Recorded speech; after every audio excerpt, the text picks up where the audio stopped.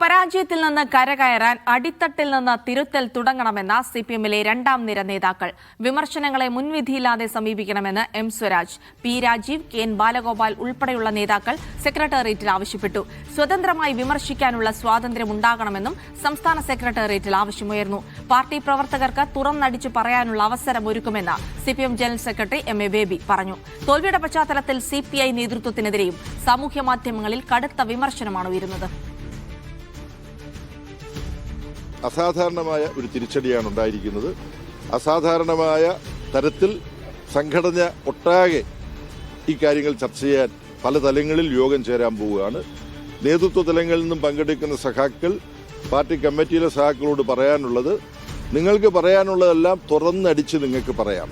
പൂർവാധികം ശക്തിയോടുകൂടി പാർട്ടിയും LDF കേരളത്തിൽ തിരിച്ചു. പ്രതിപക്ഷ നേതൃത്വ സ്ഥാനത്തിൽ ആര് വേണം തുടങ്ങിയ കാര്യങ്ങൾ, ആ ഒരു വിഷയം പാർട്ടി ഇപ്പോൾ ചർച്ച ചെയ്തിട്ടേ ഇല്ല.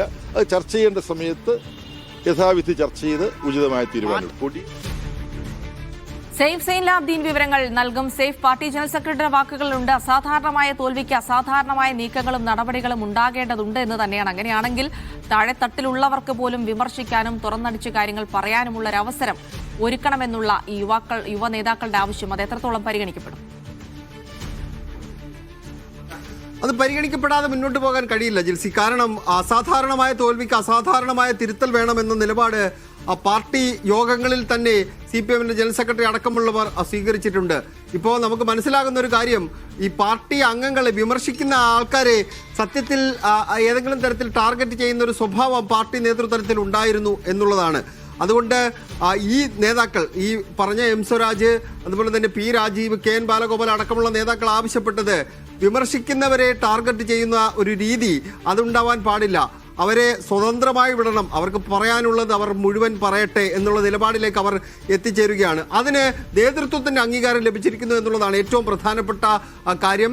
പാർട്ടി നേതൃയോഗങ്ങളിൽ വിമർശനങ്ങൾ ഉണ്ടാകുന്നില്ല, സ്വയം വിമർശനങ്ങൾ ഉണ്ടാകുന്നില്ല എന്നുള്ളതാണ് ഈ പാർട്ടി കഴിഞ്ഞ 10 വർഷം നേരിട്ട ഏറ്റവും വലിയ പ്രതിസന്ധി.